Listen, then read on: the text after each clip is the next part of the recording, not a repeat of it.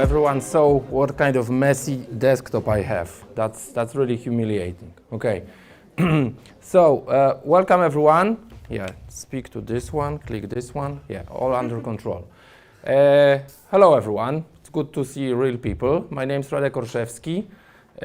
I don't know, I speak to people every day. Probably you too.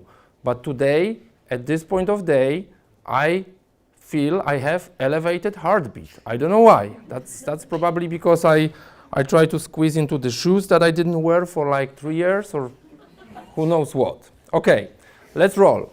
So we're going to talk about two things which start with letter U. First is the upstream, Upstream, and the other is the U-shaped teams. Yeah?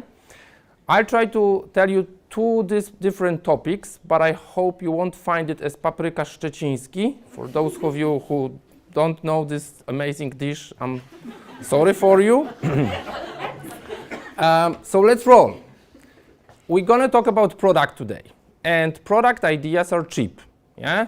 We know that our backlogs, our Jiras, our Azure DevOps, our paperboards, if we still have one, can be very quickly full of ideas. Great stuff. The problem is the ideas do not age well. I'm telling you as a guy over 40. Okay, boomer. So we believe our backlog and our ideas age like this, like the wine. Yeah? We put them into the amazingly wrapped Jira tickets. We give them identifier, labels, components, just like we would paint a label on a bottle of a fancy wine. And we believe that there will be one day, for sure, where we'll take it off the shelf and execute it. Yeah? Unfortunately, our backlogs more look like this, which is even a bad analogy, because if you put some good stuff, like bad stuff here, after a long time, you actually have some good stuff down there. Yeah? I haven't seen it in Jira. So, when we try to find the right place, the right thing, it's really hard, because I love the presentation about discipline. We don't have a discipline of maintaining backlogs, so they don't look like the winery, they look like this. Yeah? Who relates to having a garage like this, or at least a kitchen cupboard like this? Okay, I'm with you. So, but then we have this idea of a product backlog, which seems to be quite good. Every few years, two amazing gentlemen present a new version of a shorter and shorter document when they say, this is the great idea to have a product backlog. And I agree, and I also disagree with some parts of the definition that is there. Let me be more precise. So first thing we say, it's an emergent thing. I know that you probably don't see it, so I'll read it for you. I'm old, I have glasses, so it's emergent. Yeah? Good thing, that's why it's in green. We also have refining activities. If only we would have time for it. We also say that the list should be ordered. Maybe because of bad color palettes you don't see it, but it's like reddish for me. I'm going to talk about why.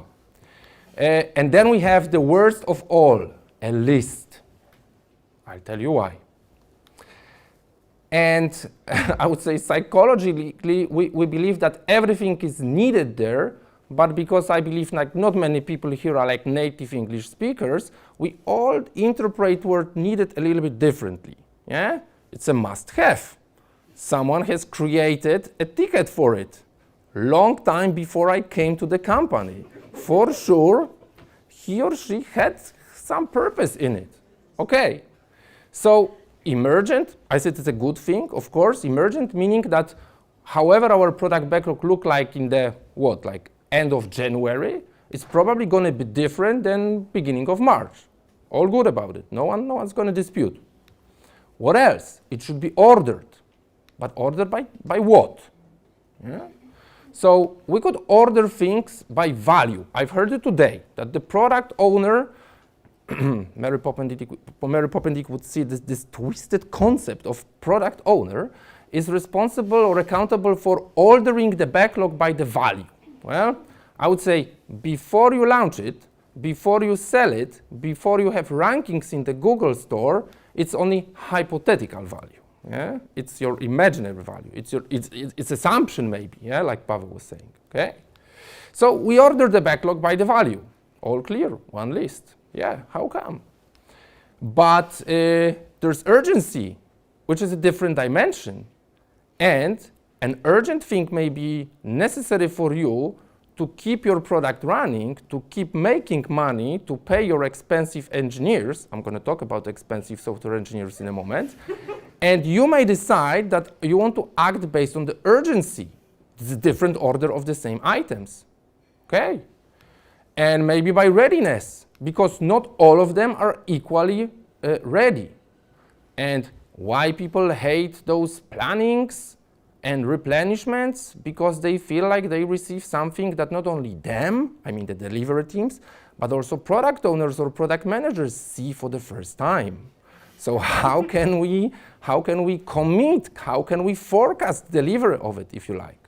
Okay, I'm going to tell you that this kind of craziness is in everyday life with us.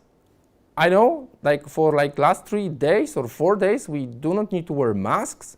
So we probably go to the airports or at least the tourist portals, and you start looking for the flights. Yeah? If you ever fly from one place to another, you know that you will see a long list of options. Oh damn, long list of options. What do we need to do with this with the list of options to find the right way, to find the right flight, to find the right option for us? Well, we can sort it. By what can we sort the flights? Anyone? Price, of course. Yeah, surprise, surprise, number one. Yeah. Okay, what else? Time. Yeah, duration. Amazing. You've seen my slides before? No. Okay. Maybe when I was okay, number of stopovers. Yeah. Yeah, I can fly from here to Tenerife for 60 euros, but I don't want to spend 18 hours with 3 stopovers. Yeah. So that's not an option. And of course, who collects the Star Alliance points, yeah, or whatever else, yeah? Probably no one, but you will find an option like this for sorting, yeah? I'm curious about statistics of usage of this sorting. So we, of course, can filter it, but we know that once we filter for one option or one factor, we lose the order that we've seen a moment ago, and we don't forget what we have seen a moment ago. If you ever were buying anything on Zalando, you've been there too as well. It's not only flights, okay? So if that's not helpful, what can we do instead? And the concept that I'm bringing you to today is not entirely new and not mine, but it's still for years, and I would say not used, we don't benefit from it, you could say, is that, what's that? That's Kanban, okay. Yeah, because I'm the Kanban guy, yeah. But when you think about Kanban, you think about this kind of Kanban, which starts with next and the development, and then I don't need to have a column for a code review, I'm professional, that's talking about discipline, and so on. But the Kanban that we think about is the downstream Kanban. It's the delivery Kanban.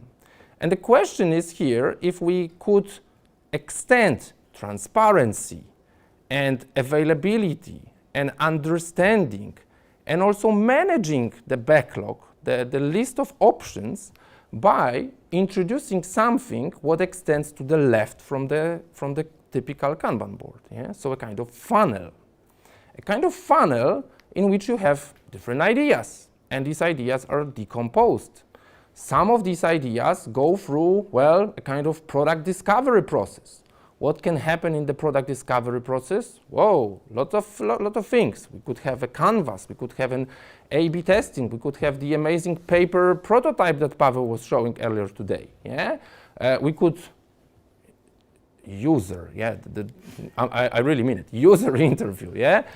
We could have some feasibility study, we could have some legal check. Why the heck do we need a legal check? So I've been working some really ages ago at one of the Finnish company, I bet you don't have a phone of this brand anymore, and we produced an amazing thing which was in the end discovered that it's not legally okay. It actually produced tens of thousands of SD cards with maps, which made some people in Pakistan rioting and burning.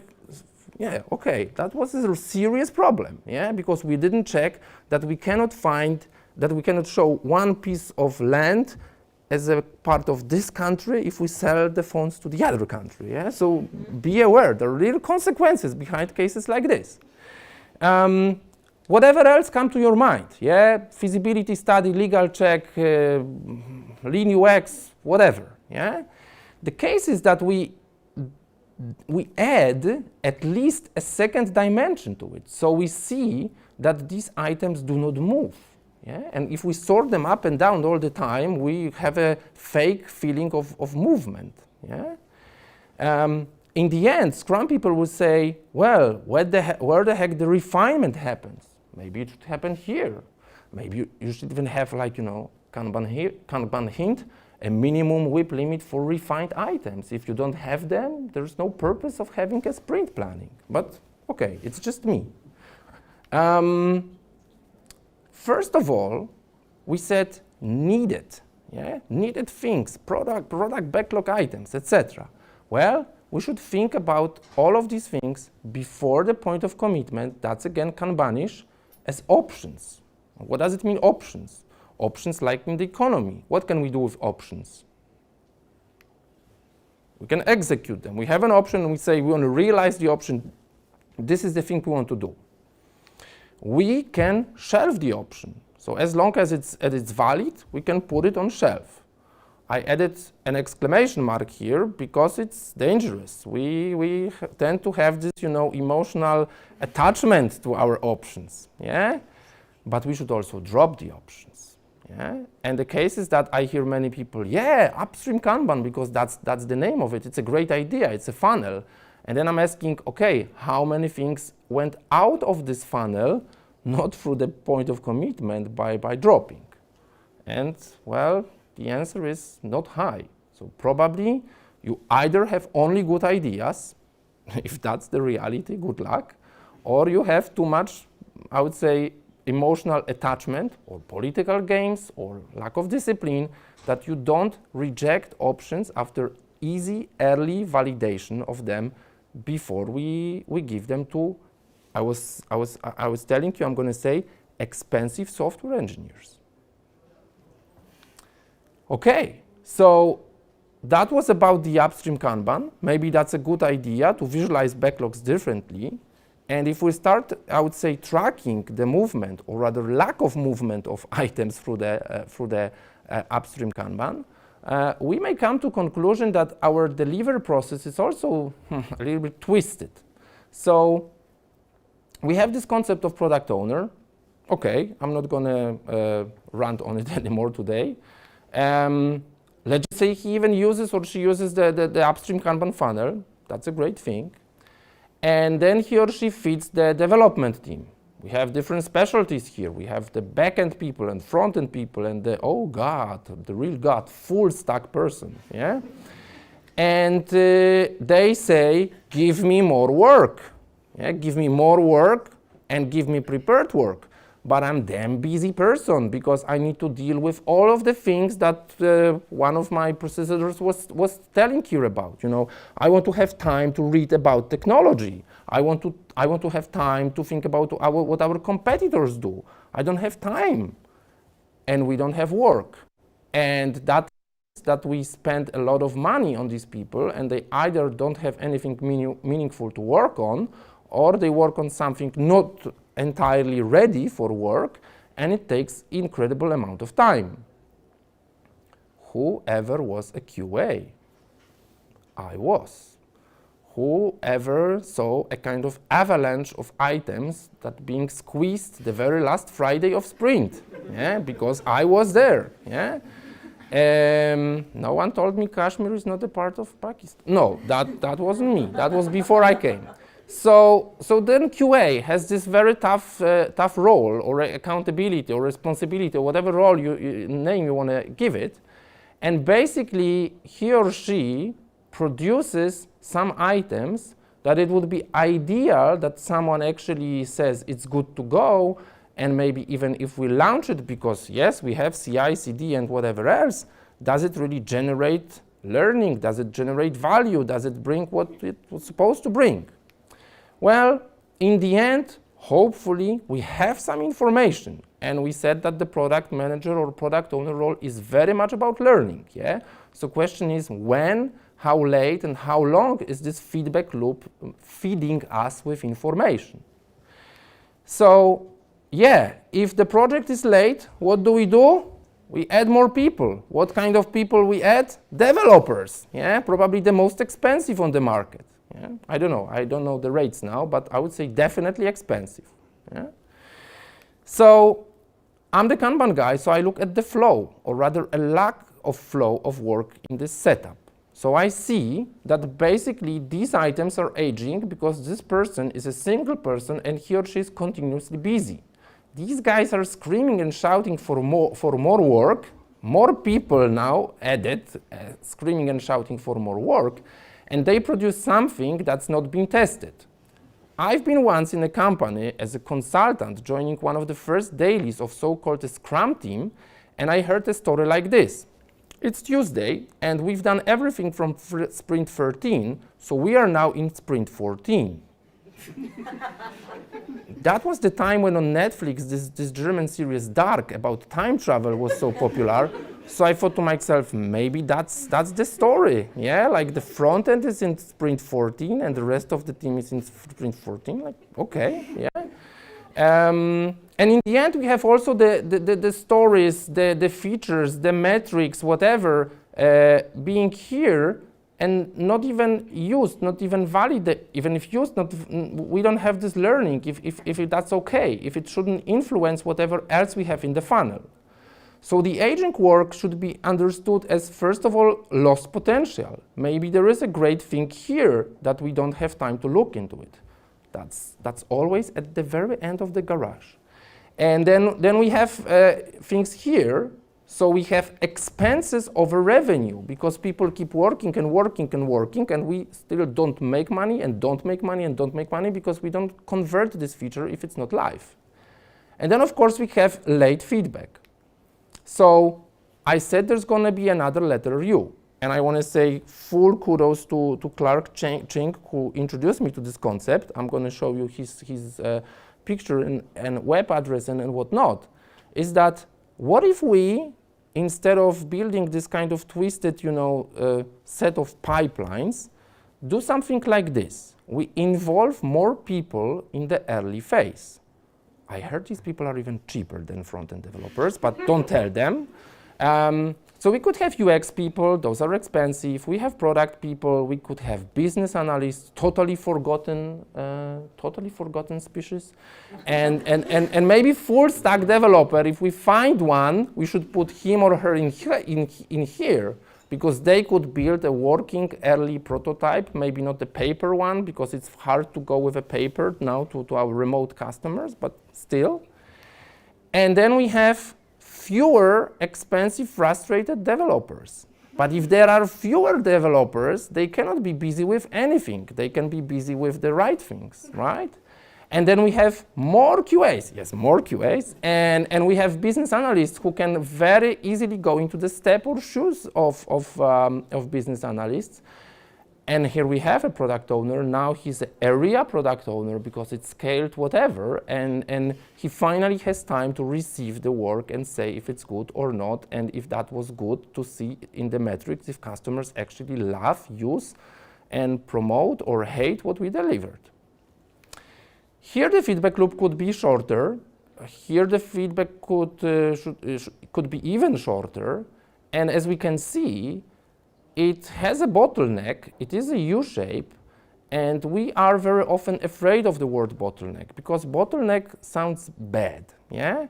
But if you imagine that you take a bottle and it doesn't have a bottleneck, then it's called a jar, and you try to drink something out of it, you would probably spill a lot of liquid on you, yeah? Don't do it with the drinks that you have there, I tell you.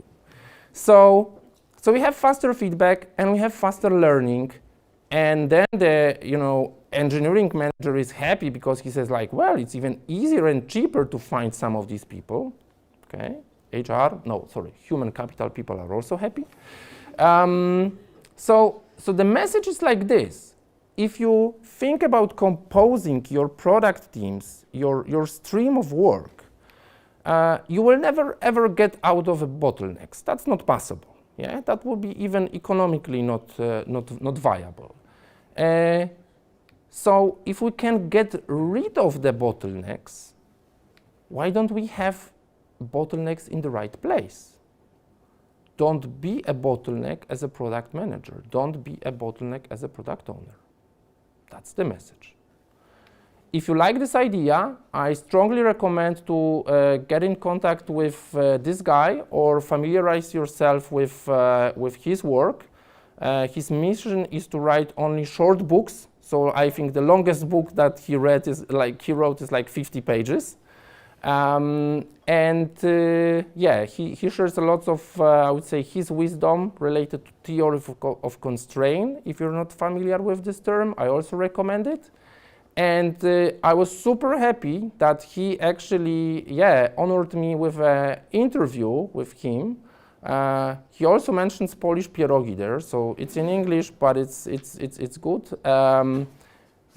Episode number 28 of my podcast Kanban przy kawie with Clark Ching, talking about, he lives in the New Zealand, so it's, everything's upside down.